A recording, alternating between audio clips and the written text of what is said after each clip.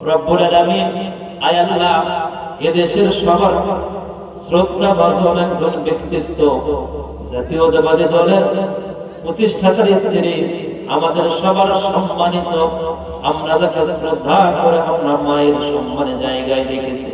আল্লাহ madam Khaleda Zia অসুস্থ, একজন তেজস্বী নারী, একজন তিতিক্ষা স্বীকার করা জুলমে মাজলুম একজন বিধবা নারী। আল্লাহ দয়া করে তোমার বান্দি আল্লাহ তুমি পরিপূর্ণতা সুস্থতা দান করে দাও রব্বুল আলামিন। আয় আল্লাহ তোমার বান্দি জীবনে যা ভালো আমল করেছে কবুল করে নাও আল্লাহ, জানতে যা মন্দ আমল হয়েছে ক্ষমা করে দাও।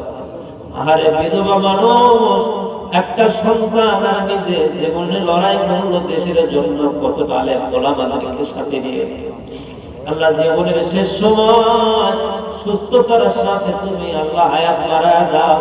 হায়াত যদি না থাকে মাওলা ইজ্জতের সাথে কালিমা পড়তে পড়তে বিদায় করে নাও আল্লাহ। তোমার বান্দার সকল জীবনের অপরাধগুলো তুমি ক্ষমা করে দাও। আয় আল্লাহ জীবনে যতবার হাত উত্তোলন করেছি, যতদিন মাইকে কথা বলে আর মসজিদে কথা বলে তোমার কোরআনের ময়না পাখির কথা কেন জানি বলতে পারি না রে।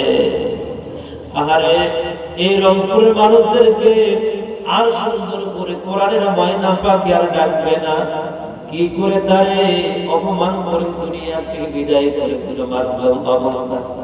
আল্লাহ দয়া করে কোরআনের ময়না পাখি আল্লামা সাইদি আমাদেরকে ছেড়ে শত শত মাইল দূরে ঘুমিয়ে আছে পিরোজপুরের মাটিতে।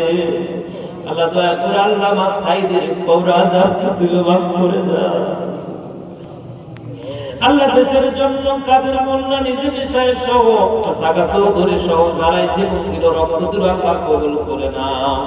জীবনে একটা বার তোমার কোরআন দিয়ে সংসদ কেমনে চলে রে মালিক। আল্লামা সাইদি দেখার কোন স্বপ্ন ছিল, দেখতে পারলো না আল্লাহ। একটা বার আমাদেরকে দেখার আমরা কোন ভাইয়ের সাথে হিংসে কিনা ঝগড়া কাজারা করতে চাই না, শুধুমাত্র চাই আল্লাহর কোরআনের বিজয়। আল্লাহ তোমার যাকে পছন্দ হয় তার দ্বারা কোরআনের খেদমত করে নিবে, তার বিজয় দিয়ে দাও।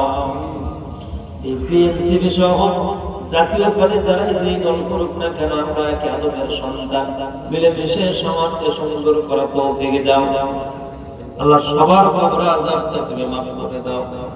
আমার ভাইয়েরা শীতের দিনে বেশি মনে পড়ে যায় জনম দুঃখিনী মায়ের কথা।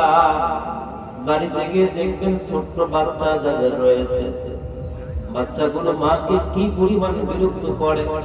গভীর রাত্রে মা বাচ্চাকে নিয়ে যখন কাজ কাম সেরে ঘুমিয়ে পড়ে, হঠাৎ দুটার সময় মা গভীর ঘুমে নিমগ্ন, বাচ্চা প্রস্রাব করে দিয়েছে। মার বাম পাজরে মা পরিষ্কার করে ক্লান্ত শ্রান্ত ঘুম নিয়ে বাচ্চাটাকে ডান পাশে নিয়ে নেয়। ডান পাশে আবার রাত ৩টার সময় বাচ্চা টয়লেট করলে ওই বাচ্চাটা টয়লেট পরিষ্কার করে মা আবার শুকনো কাপড়ে জড়ায়।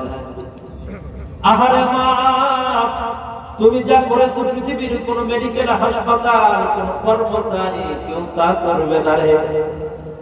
আমাদের মা ডান পাশে পাজরে বাম পাশে পাজরে বিছানা ভিজা কোথায় রাখবে জায়গা নেই। বাবা গরিব মানুষ ছিল, ছোট্ট বিছানা ছিল, বাকিটা রাত মা বুকের উপর নিয়ে জড়ায় থাকে। আল্লাহ আমাদের মা যাদের নাই মায়ের কবর আযাবগুলো মাফ করে দাও আল্লাহ। আমাদের জনম দুঃখিনী মা কোন আদালতে বিচার দেয় না, কোন চেয়ারম্যানের কাছে যায় নাই, গ্রামবাসীর কাছে কোন সালিশ দেয় নাই রে। মায়ের অভিযোগ যদি কোন আদালতে দেওয়া হতো, পৃথিবীর এমন কোন আদালত নাই যে আদালত আমাদেরকে ছাড় দেয় রে। আল্লাহ দয়া করে আমাদের মাকে তুমি মাফ করে দাও। আয় আল্লাহ, বিগত প্রায় ২৬টা বছর হয়ে গেল আমার জনম দুঃখিনী মায়ের সাথে আমার কোনো সাক্ষাৎ নাই। আল্লাহ আমার মায়ের কবরটা তুমি জান্নাতুল ফেরদাউসে জায়গা করে দাও। আমি যে মাকে কত যন্ত্রণা দিয়েছি, মাকে যে কত কষ্ট না দিয়েছি, কত না বায়না ধরেছি রে, আর মার কাছ থেকে মাপ নিতে পারলাম না, মাকে আমি চিরতরে হারিয়ে দিয়ে হয়ে গেল। আল্লাহ দয়া করে আম্মা জানের কবর আযাবটা তুমি মাফ করে দাও। রব্বির হামহুমা কামা রাব্বায়ানি সগীরা। সবাই বলুন রব্বির হামহুমা কামা রাব্বায়ানি সগীরা।